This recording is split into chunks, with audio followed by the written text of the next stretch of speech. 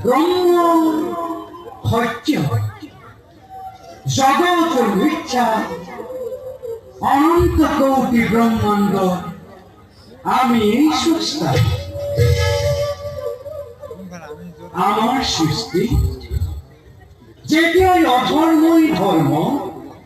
মহাপাপে পুণ্য জ্ঞান কৰিবলৈ ঐক্যত হয় তেতিয়াই আধুনিক ভক্তি বিরাট কৰি ধর্ম রক্ষার বাবে ভক্ত রক্ষার বাবে যুগে যুগে আমি লও অবতার